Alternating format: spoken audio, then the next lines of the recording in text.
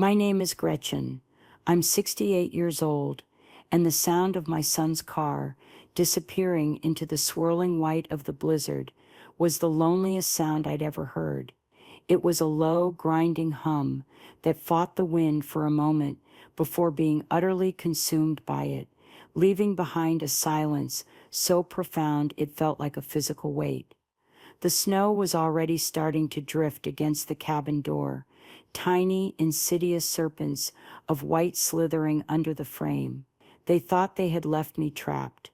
They thought the storm, the isolation, and the fear would break me down, that in 48 hours I'd be a weeping, desperate old woman ready to sign over my retirement to fund their latest fantasy. They left me here to freeze, to panic, and to surrender. They forgot who I was. They forgot that for 20 years, the best years of my life, I taught wilderness survival for the Forest Service. My son Franklin and his wife Brenda saw a frail, aging mother who was an obstacle to their ambitions. They were about to meet the woman who taught Green Berets how to build a shelter with a pocket knife and a pine bough. The argument, like all our recent arguments, had started with a tone of cloying sweetness and ended in naked, ugly greed. We'd been in the cabin for less than an hour. Franklin was nervously stoking a fire that didn't need stoking, while Brenda, perched on the arm of my late husband's favorite armchair, like a vulture sizing up a meal, laid out their grand vision. It was for a company they called Posh Paws. Gourmet, organic, gluten-free dog biscuits, each one, she'd explained with unnerving intensity, would be hand-cut into the shape of a different luxury car. I just stared at her, the worn ceramic mug of tea warming my hands. "Brenda," I said, keeping my voice even, "your last business was artisanal, hand-woven shoelaces. The one before that was a subscription box for single, mismatched socks. You have no experience with baking, with animal nutrition, or with running a business that makes a single dollar of profit." "That's a cruel thing to say," Gretchen, Brenda sniffed, her lower lip trembling in a performance that was insultingly amateurish. "We've learned from our past ventures. This one is different. The market research is incredible." Franklin, my boy, my son, piped in, refusing to meet my eyes. "Mom, it's a sure thing. We just need a little seed money. An investment, 200,000, to get the commercial kitchen set up, and for the initial marketing push, $200,000. He said it so casually, as if he were asking for a second helping of potatoes. It was the exact amount left in the annuity my husband Robert had left me, the money I was supposed to live on for the rest of my life. I looked at my son, at the weak chin and the eyes that always seemed to be searching for someone else's approval, and I felt a pang of something much colder than the wind outside. It was the icy finality of a love that has been tested one too many times. "No," I said. The word hung in the air, small and hard and absolute. Brenda's practiced sadness evaporated, replaced by a tight, angry glare. "No, what do you mean no? This is for your son. This is for your family. Don't you want to see him succeed? Or do you just want to hoard that money until you die? My success doesn't matter to you, does it, Mom?" Franklin added, his voice cracking with a theatrical self-pity he'd learned from his wife. "You'd rather see me fail than give up a little bit of your comfort." "My comfort?" I set the mug down with a sharp clink. "Franklin, this cabin, this land, it was all built with your father's comfort, with his sweat and his calloused hands. The money you're asking for is what's left of his life insurance. It's not a slush fund for your bad ideas. It's my security. The answer is no. It will always be no." The atmosphere in the room turned venomous. Brenda stood up, her face a mask of fury. "Fine. We tried to be nice about this. We brought you up here for a lovely weekend getaway, to give you a chance to be a part of our success. But you're being selfish. Franklin, prompted by a sharp look from his wife, walked over to the small table by the door. He picked up my keys, the keys to the heavy-duty four-wheel drive they'd insisted on driving up here. Then he picked up my satellite phone. "The blizzard is getting bad, Mom," he said, his voice a low, shaky imitation of authority. "The roads are going to be impassable for at least 2 days. We're going to head back down before it gets worse. We'll come back Sunday afternoon. You think about our offer, maybe a couple of days alone up here, with no way out, will help you see things from our perspective." I didn't move. I didn't speak. I just watched them. My son, the man I had taught to read, to ride a bike, to be kind, was standing there effectively holding me hostage. He wouldn't look at me. Brenda, however, met my gaze with a triumphant smirk. She opened the door, and the wind screamed into the room, snatching the warmth from the fire. "Have a good weekend, Gretchen," she chirped, the sound of it like grinding glass. "We'll expect the bank transfer to be arranged by the time we get back." Then they were gone. The door slammed shut, and the sound of their engine faded into the storm. The silence they left behind was filled with the howl of the wind and the sharp, painful thudding of my own heart. They thought they had backed me into a corner. They thought I was a helpless old woman. They had left me for dead, and in doing so, they had just handed me the one thing I hadn't had in years, a reason to fight back. It wasn't about revenge, not yet. At that moment, it was simply about survival. But standing there in the sudden, oppressive cold of that cabin, I knew that revenge would come. It would be as cold, as quiet, and as relentless as the blizzard that was now my only companion. The first hour was the worst. The shock wasn't physical. It was a deep internal hemorrhaging of the soul. My son, my Franklin, he had driven away. He had looked at my face, a face he had known his entire life, and made a conscious calculation that my potential desperation was worth more than my safety. The cold seeping in through the floorboards was nothing compared to the chill that had taken root in my marrow. I walked over to the fireplace and sank into the worn leather of Robert's armchair. It still smelled faintly of him, of pipe tobacco and wood smoke, and something that was just him. My husband. My mind, unbidden, replayed a highlight reel of my own foolishness, a long and sorry history of enabling what I had mistaken for love. I saw Franklin as a boy of 10, right here in this cabin. Robert was trying to teach him how to properly stack firewood, explaining how leaving air gaps would help it cure. Franklin had whined, complaining of splinters, and I had swooped in.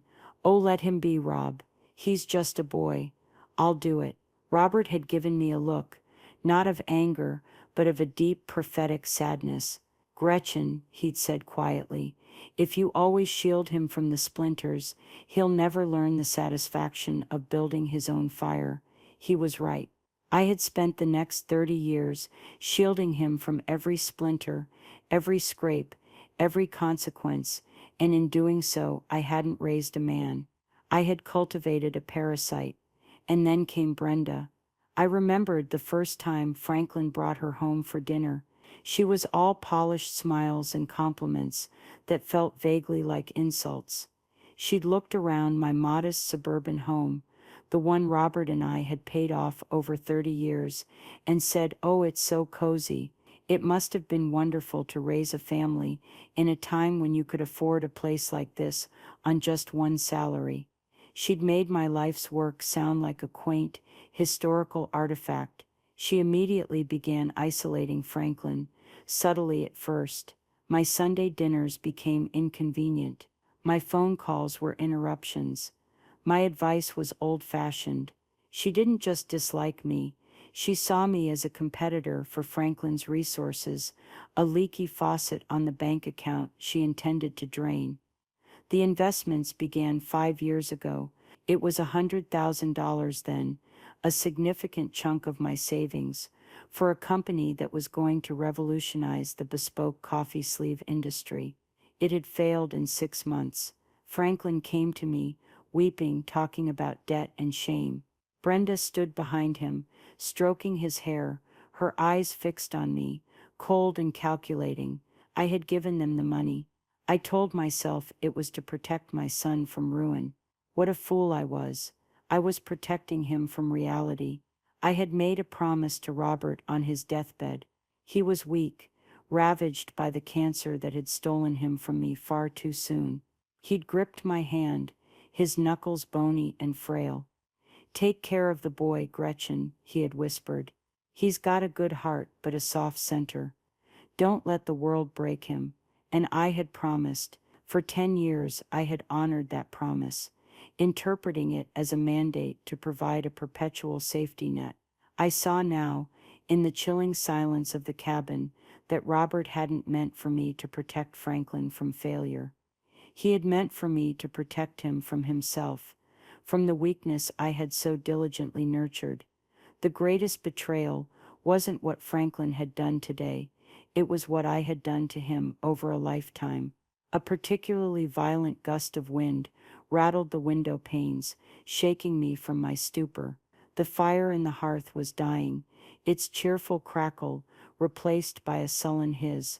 I looked at the photograph on the mantel, the one of me and Robert taken on the day we finished the roof of this cabin.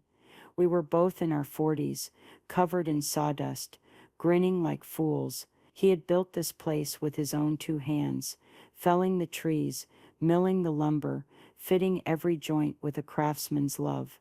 It wasn't just a building, it was a testament to his strength, his patience, his belief that a person could make something solid and lasting in the world. And my son, our son, had just tried to use it as an instrument of extortion. That was the catalyst. The grief, the sorrow, the decades of misplaced maternal guilt. It all began to cool and harden, crystallizing into something else. It was the cold, sharp clarity of resolve. They had desecrated this place. They had used Robert's legacy as a weapon against me. They assumed I was just a sentimental old woman who would cling to memories. They forgot that the woman in that photograph had helped haul every log, had learned to read the weather in the clouds, and knew this forest better than her own backyard. I stood up, my joints protesting the cold and the long period of stillness. I walked to the window and looked out at the storm. The world had been erased, replaced by a churning, violent whiteness. It was beautiful, in a terrifying, impersonal way. It didn't care about my feelings. It didn't care about failed dog biscuit businesses or family betrayals. It was a force of nature, and to survive it, you had to become a force of nature yourself. My training kicked in, a familiar and comforting series of mental checklists. Assess the situation, identify resources, formulate a plan. I wasn't their victim anymore. I was the instructor. Class was in session, and the final exam was going to be a nightmare for Franklin and Brenda. I looked back at Robert's picture. "You see, Rob," I murmured to the empty room. "You were right about the splinters. It's time he finally felt one." The sadness was still there, a deep, resonant ache, but it was now overlaid with a layer of something new, something cold and hard and clear as ice. It wasn't about revenge when they drove away, but in that moment, looking out at the blizzard that was supposed to be my prison, it absolutely was. The game had changed. They thought they were the predators, leaving the feeble prey to weaken. They had no idea. I was the one setting the trap. The first rule of survival is to get your head straight. Panic is a bigger killer than cold or hunger. And as the last vestiges of my sorrow burned away, replaced by the clean, cold flame of purpose, my mind became a quiet, orderly workshop. I began a mental inventory, a habit ingrained from decades of teaching. The cabin itself was a fortress. Robert had built it to last. The pantry was well stocked. a habit from living so remotely.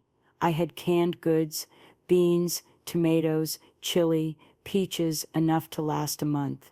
There were sacks of flour, sugar, and rice, a 50-gallon cistern on the roof collected rainwater, and even if it froze, I had a lifetime supply of snow to melt on the wood stove. The woodshed was full, stacked high with the very firewood Robert had tried to teach Franklin to appreciate. I had heat, food, and shelter. From a basic survival standpoint, their plan was idiotic. They had left me in what was essentially a fully equipped, blizzard-proof bunker. Their goal wasn't to kill me, merely to terrify me. They had underestimated both my resources and my resilience. That was their first mistake. I could have simply stayed put, stoked the fire, and waited for them to return, ready with a lecture and a look of disappointment. But where was the justice in that? Where was the lesson? They needed to understand, in a visceral, unforgettable way, the magnitude of what they had done. They had treated me like a helpless animal, so I would show them what this animal could do. My plan began to form, not as a single brilliant idea, but as a series of logical, interlocking steps. My first decision was to abandon the cabin, not permanently, but as my primary shelter. It was too comfortable, too easy, and more importantly, when they returned, I wanted them to find it empty. I wanted them to feel that first jolt of panic, the what if that they had intended for me. Outside, the snow was piling up, deep and dry and perfect. I was going to build a quinzhee, a type of snow cave. It was a classic winter survival technique, and it would be my first piece of irrefutable evidence that I was not a victim, but a survivor. I layered up, pulling on my thermal underwear, wool pants, and my old worn Forest Service parka. The wind hit me like a physical blow as I stepped outside, but it was a clean, honest force, not like the suffocating poison of Brenda's manipulation. I found the largest snowdrift on the leeward side of the cabin and began to work. First, I piled the snow into a massive mound, probably 10 feet wide and 7 feet high, stomping on it, packing it down.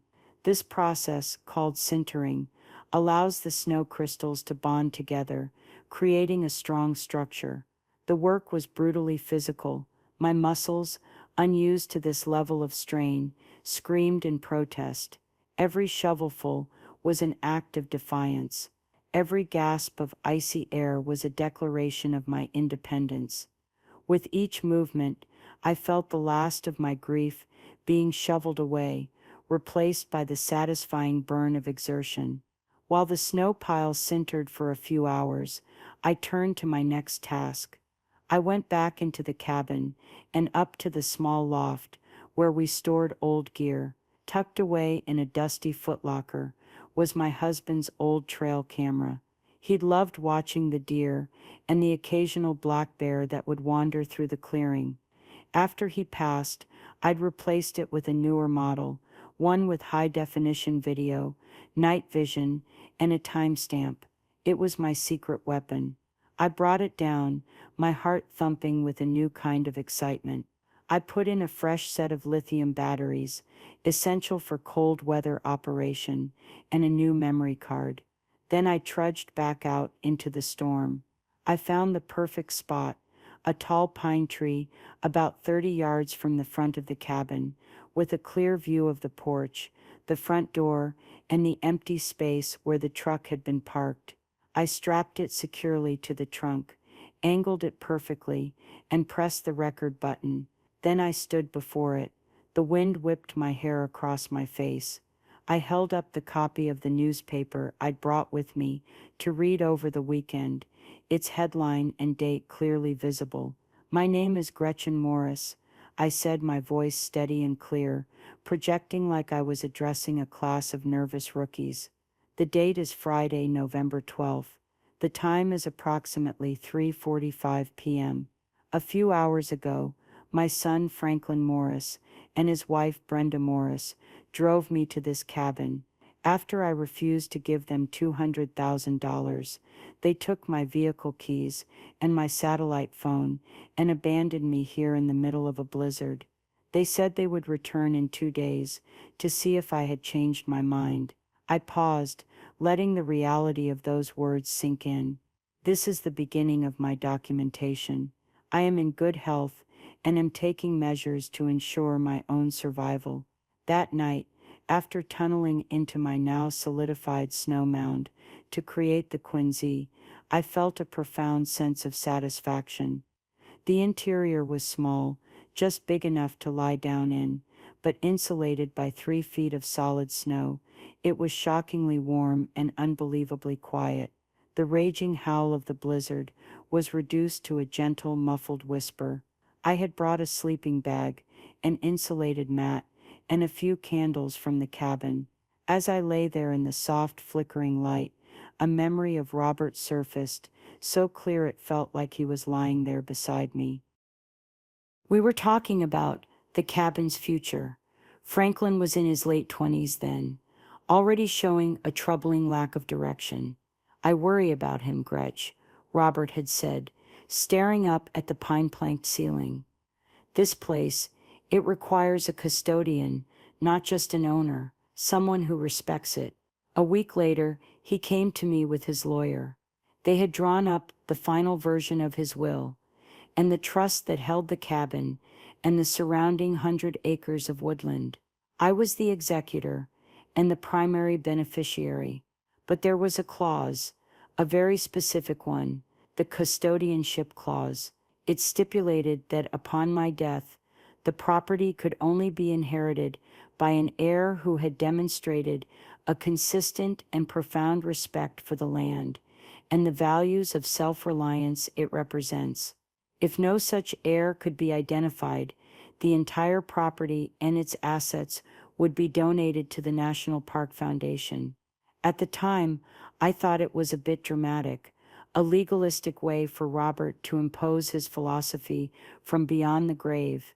Now I saw it for what it was, a stroke of genius. It was foresight. It was a test, and my son, with his greedy, short-sighted cruelty, was about to fail it in the most spectacular way imaginable. They thought they were trying to secure his inheritance. In reality, they had just set it on fire. Lying there in the silent, protective embrace of the snow, I knew my plan was no longer just about teaching them a lesson. It was about honoring my husband. It was about protecting his legacy from the very person he had tried and failed to protect. The trail cam wasn't just for the police. It was for the probate court. It was my final, unanswerable word. The next 2 days were a blur of focused, purposeful activity. The blizzard continued its assault, a relentless curtain of white that confirmed the wisdom of my snow cave. Life settled into a simple, primal rhythm. I woke, checked the snares I'd set along a rabbit run, not out of necessity, but as another piece of stagecraft for my eventual rescuers, and then I made my daily recording.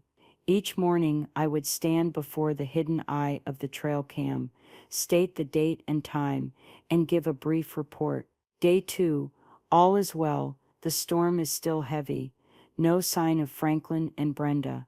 I'd describe my activities, how I'd reinforced the Quincy's entrance, how I'd melted snow for water, how I'd spent the afternoon reading one of Robert's old Jack London novels I'd retrieved from the cabin.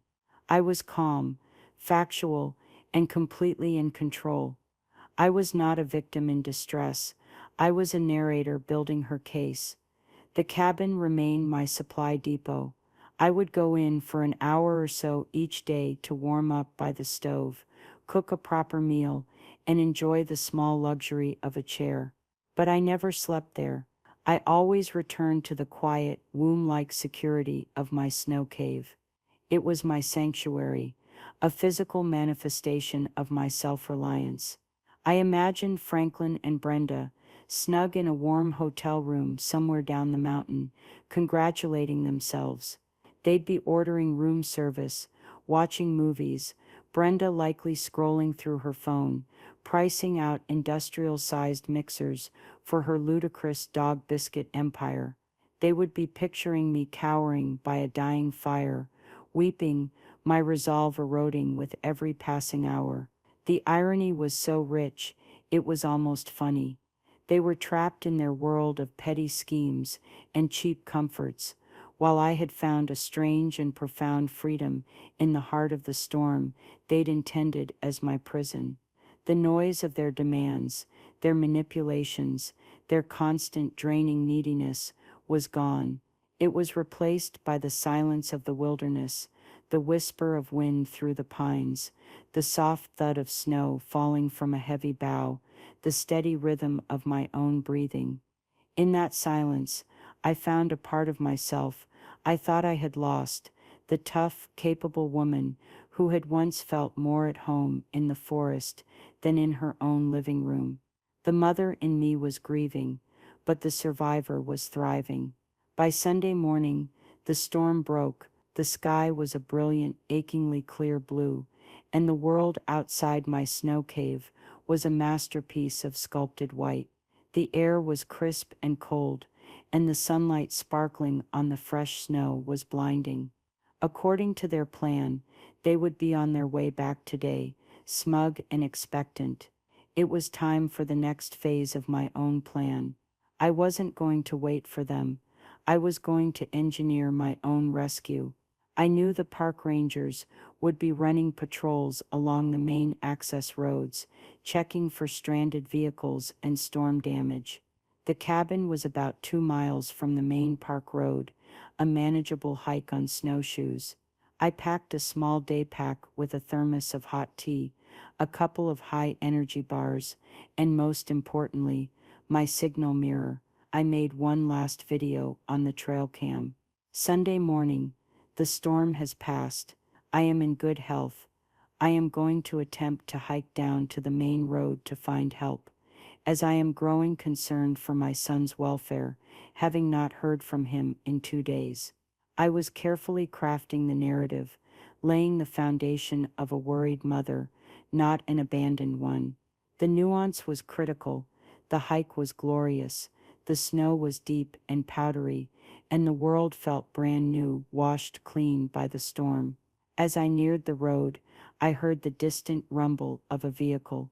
I found a clearing with a direct line of sight down the road, took out my signal mirror, and aimed a flash of sunlight towards the approaching truck. It slowed, then pulled over. A young ranger in a heavy green parka stepped out, his face etched with concern. He was tall, with a kind, open face. He looked at me, then his eyes widened in recognition. "Mom, are you Gretchen Morris?" I feigned a bit of surprise. "Yes, I am. Do I know you? You probably don't remember me," he said, walking towards me through the deep snow. "My name is Dave Jensen. I was in your advanced winter survival course at the community college about 10 years back. You taught me everything I know about staying alive in this stuff." I felt a genuine smile spread across my face. My karmic agent had arrived, and he was a former student. The universe, it seemed, had a delicious sense of humor. "Dave," I said, my voice infused with a carefully measured dose of relief and worry. "Thank goodness. I am so glad to see you. My son and his wife, we had some car trouble up at our cabin. They went to get help on Friday, before the storm got really bad, and I haven't seen or heard from them since." I was starting to get terribly worried. Dave's expression shifted from professional concern to genuine alarm. "They left you alone up here? During that blizzard?" "Oh, we didn't know it was going to be that bad." I lied smoothly. "They took the truck to get to a town with a mechanic. They have our only set of keys, and my satellite phone, so I couldn't even call. I'm sure they just got snowed in somewhere and couldn't get back." Every word was a thread in the web I was weaving. I was the concerned mother, not the accuser. The evidence would do the accusing for me. "Ma'am," Dave said, his tone firm but gentle, "I'm not leaving you here. Let me get you into my truck and down to the ranger station. We'll get you warmed up and we'll put out a bulletin for your son's vehicle. Don't you worry, Gretchen. We'll find them." As I settled into the warm cab of the ranger's truck, I looked back up the mountain toward the cabin. I imagined Franklin and Brenda arriving soon, their hearts full of smug certainty. They would pull up to a silent, empty cabin. They would see my snowshoe tracks leading away, but not toward the road they had taken. They would see the professionally built snow cave, a silent testament to skills they never bothered to acknowledge. They would feel the first cold tendrils of real panic. They had assumed they were in control of the situation. They had no idea that I had just taken the keys to their entire future and handed them over to the law. The power shift was silent, invisible, and absolute. They were no longer the ones holding me hostage. They were now officially missing persons, and their world was about to shrink to the size of an interrogation room. The ranger station was an oasis of warmth and officialdom. Dave Jensen escorted me inside, his hand hovering respectfully near my elbow, treating me with a gentle deference that was a stark, painful contrast to my own son's behavior.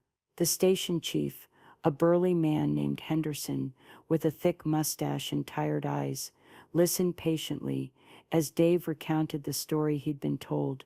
A resilient but worried elderly mother, found hiking for help after her son and daughter-in-law went for assistance 2 days prior and never returned. I played my part to perfection. I allowed myself to look a little frail, a little overwhelmed, accepting a mug of hot, sweet coffee with a slightly trembling hand. "I'm sure they're fine," I said, my voice a masterpiece of maternal hope layered over deep anxiety. "Franklin is not always the most practical, but he has a good heart. His wife, Brenda, is with him. They're probably just holed up in a motel, frustrated they can't get back to me." Henderson nodded, his gaze sharp and assessing. "Did they say where they were going, Mr. Morris?" "Just to town," he said. "I'm afraid I don't know which one," I replied, a truthful statement that served my fiction perfectly. "They have the truck, a dark green Ford F-150, and they have my satellite phone. I've been so worried I couldn't even call for help." The moment I mentioned the satellite phone, I saw a flicker of something in Henderson's eyes. It was the look of a man who has heard 1,000 stories and knows how to spot the detail that doesn't fit. A son taking his mother's only means of communication during a blizzard. That wasn't just impractical, it was suspicious. The official machinery began to turn. A bolo, beyond the lookout, was issued for the truck. My son and his wife were now persons of interest in their own mother's rescue. The quiet, methodical power of the state was being mobilized, not by my accusations, but by their own stupid, greedy actions. Meanwhile, miles up the mountain, a very different scene was playing out. I could picture it perfectly. Franklin and Brenda, finally arriving back at the cabin after a slow, treacherous drive. They'd be annoyed, their smugness from the hotel having worn off, replaced by impatience to get their hands on my money. They'd pull up to the clearing and see nothing, no smoke from the chimney, no light in the windows, just a cold, silent cabin blanketed in pristine snow. Brenda's irritation would curdle into anger. "She's probably sulking inside, trying to make us feel guilty," she'd snap. Franklin would unlock the door, and they'd step into the frigid interior. The hearth would be cold. My bed would be unslept in. My coat would be gone. A flicker of real fear would ignite in Franklin's weak heart. "Mom?" he'd call out, his voice echoing in the stillness. Then they would see it. The Quincy, a perfect dome-shaped mound of snow near the edge of the clearing, with a small dark opening. They wouldn't understand what it was at first. Then perhaps a dim memory from Franklin's childhood would surface. A story I'd told him about the Inuit, or a diagram in one of my old books. They would realize it was a shelter I had built myself. The image of a helpless, freezing old woman would shatter, replaced by something they couldn't comprehend. Then the panic would truly set in. Where was I? They would see my snowshoe tracks leading away from the cabin, down the mountain, but in the opposite direction from which they had come. They had lost control. the puppet had cut her own strings and walked off the stage. Their desperate countermoves would be predictable. They would try to call my cell phone, a useless gesture, since it was sitting in Brenda's handbag. They would have no story, no alibi. They couldn't call the police and report me missing, because they were the ones who had left me. They were trapped, not by a blizzard, but by their own lie. It was at that moment of peak panic that the Second Ranger Patrol, alerted by Henderson's bolo, would have found them. I can see the official truck pulling into the clearing, its lights flashing. 2 rangers would get out, their expressions neutral and professional. "Are you Franklin Morris?" one would ask. Franklin, desperate to regain control, would have blustered, "Yes, what's this about? We just got back to check on our mother. Sir, we received a report that an elderly woman, Gretchen Morris, was found alone on the Park Road. She was concerned because she hadn't heard from you in 2 days. Can you tell us where you've been?" The trap was sprung. Brenda, ever the quick-thinking liar, would have jumped in. "Oh, thank God she's safe. We got snowed in at a motel down in Pine Creek. The phone lines were down. We were just coming back for her." It was a plausible lie, but it was about to be shredded. "So you're saying you left your 68-year-old mother here, alone, during the worst blizzard in a decade?" the ranger would ask, his voice flat. "She was fine. The cabin is fully stocked." Franklin would insist, his voice getting higher. "She wanted to stay, and you took her vehicle keys and her satellite phone, sir. Is that also what she wanted?" The silence that followed that question would have been absolute. In that moment, they would have understood. The power had shifted completely. They were no longer the ones asking the questions. They were the ones who had to provide the answers, and they had none that would save them. They were about to be escorted down the mountain, not as concerned family members, but as suspects.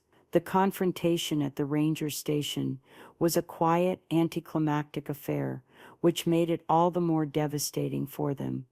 They were led into Henderson's small, cluttered office, where I was sitting in a comfortable chair, wrapped in a thick wool blanket, sipping a fresh cup of tea. I looked up as they entered, a portrait of frail, rescued motherhood. The relief that washed over Franklin's face was immediate and palpable. "Mom, oh thank God. We were so worried." He rushed towards me, his arms outstretched. I didn't flinch. I just looked past him to Henderson, who was now standing beside a county sheriff's deputy who had arrived a few minutes earlier. Franklin stopped, his arms falling to his sides, as he registered the cold, official atmosphere in the room. Brenda stood frozen by the door, her face a pale, tight mask of fury. She knew. She understood this was not a happy reunion. "Franklin," I said, my voice soft, but carrying across the small room. "Brenda, I was so worried about you both. You left on Friday before the storm, and I didn't hear a word." Brenda found her voice, sharp and accusatory. "We got stuck. The roads were closed. You can't possibly blame us for a blizzard." "She's being dramatic, officer. She does this for attention." The sheriff's deputy, a man whose name tag read Miller, stepped forward. He had the patient, weary air of a man who had seen every flavor of human ugliness. "Ma'am," he said to Brenda, his voice calm and even, "your mother-in-law was found hiking alone in 2 feet of snow. She told us you went to get help after your truck broke down. Is that your story?" "Yes, of course," Franklin chimed in, grabbing onto the lifeline. "The truck stalled out. We had to leave it and walk." "That's interesting," Miller said, consulting a small notepad, "because a ranger patrol just verified your F-150 is parked up at the cabin clearing, and it started right up on the first try. It also seems you took your mother's keys and her only means of long-distance communication. Can you explain that to me? The color drained from Franklin's face. Brenda opened her mouth, then closed it again. The lie had collapsed, utterly and completely. I decided it was time. I looked directly at my son, not with anger, but with a profound and bottomless pity. Franklin, you don't have to lie anymore. Then I turned to Deputy Miller. Officer, I said, my voice gaining strength. I'm not confused, and I'm not being dramatic. My son and his wife left me at that cabin because I refused to give them $200,000 for their business. They told me they would be back in 2 days, and that a couple of days alone might help me see things their way. They abandoned me. It's her word against ours. Brenda shrieked, her composure finally shattering. She's a vindictive old woman who has always hated me. I let her outburst hang in the air for a moment. Then I delivered the final quiet blow. I turned back to the deputy. Actually, it isn't. I was concerned that in the storm, something might happen to them, and I wanted to be sure I knew when they got back safely. So I set up my trail camera. It's a motion-activated, high-definition video camera. It's pointed directly at the front door of the cabin. I saw the flicker of incomprehension in Franklin's eyes, followed by the dawning, sickening wave of absolute horror. It recorded our entire conversation before they left. I continued, my voice as steady as a rock. It recorded them taking my keys and my phone. It recorded the exact time they drove away.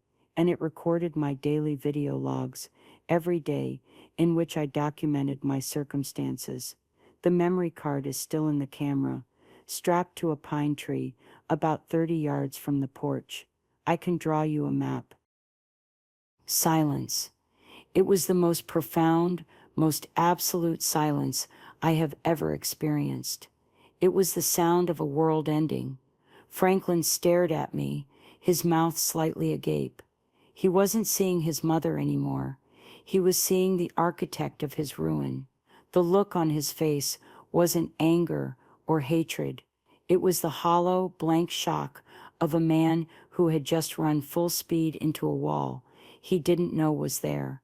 Brenda, on the other hand, was pure, distilled venom. If looks could kill, I would have been a pile of ash on the floor. It wasn't about revenge when they drove away and left me. It was about survival. But in that moment, seeing their entitlement and cruelty dissolve into panicked, powerless silence, I had to admit the revenge was the sweetest part. Deputy Miller cleared his throat. Franklin Morris, Brenda Morris, he said, his voice devoid of all emotion. You're under arrest for reckless endangerment and felony elder abandonment. You have the right to remain silent. The sharp, metallic click of the handcuffs was the closing punctuation on a chapter of my life. I should have ended decades ago. In the end, I pressed charges. There was a moment, a fleeting one, where the old, worn-out instinct of the mother rose up, whispering that I should show mercy. But then I looked at the evidence, not just the trail cam footage, but the long, sorry history of their entitlement, and I knew that mercy would be the cruelest thing I could do. It would be one more lesson unlearned, one more consequence avoided. My lawyer was appalled and delighted in equal measure by the video evidence. Gretchen, he'd said, this isn't just a slam dunk, it's the whole basketball tournament. The legal fallout was swift and brutal. Faced with the undeniable video evidence, Franklin and Brenda pleaded guilty to lesser charges to avoid a trial. They received probation, a hefty fine, and court-mandated community service. Their public humiliation was absolute. The story of the gourmet dog biscuit entrepreneurs who abandoned their mother in a blizzard became a minor local legend, a cautionary tale whispered at coffee shops and dinner parties. Their business, of course, never even started. The last I heard, Brenda had left him, and Franklin was living in a cheap apartment, working a low-wage job to pay off his legal fees. He had finally been introduced to the splinters of the world, and he had no one to shield him. The matter of the cabin was settled just as decisively.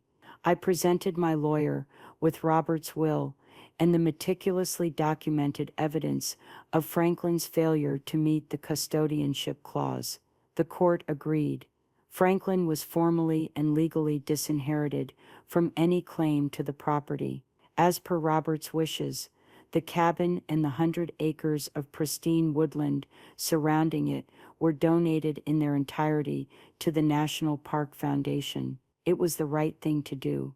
The land would be preserved, cared for by people who understood its value, and Robert's legacy would be one of conservation, not a bargaining chip for a failing business. And what about me? I'm still here. I'm sitting on the porch of that very cabin right now, a guest of the new owners. The foundation was so grateful for the donation that they granted me lifetime access. I come up whenever I want. Sometimes I volunteer, leading guided nature walks, or teaching a basic map and compass class to tourists. I'm the eccentric old woman who lives and breathes the forest. They have no idea how right they are. You know, for so many years, I thought being a good mother meant being a bottomless well of forgiveness and sacrifice. I confused enabling with love, and I confused my son's dependence with filial devotion. My greatest mistake wasn't trusting Franklin, it was not trusting the instincts that Robert had seen in me all along. The wilderness, you see, is a harsh but honest teacher. It doesn't forgive foolishness or weakness. It rewards preparation, respect, and strength. It turns out the real world, once you strip away the cloying sentimentality, isn't so different. Sometimes the most loving thing a parent can do is to step back and let their child face the full force of the storm they've created. You can't save them from it. You can only teach them how to build a shelter and hope to God they were listening. My son wasn't listening, and the silence where his future used to be is the consequence. As for me, I have found a different kind of silence. It's not the lonely, empty silence of betrayal. It's the quiet, peaceful silence of the forest, of self-respect, of a life lived on my own terms, and it is the most beautiful sound in the world. If this story resonated with you, I hope you'll take a moment to click the like button. It really helps more people find these stories. And if you'd like to hear more, please consider subscribing to the channel.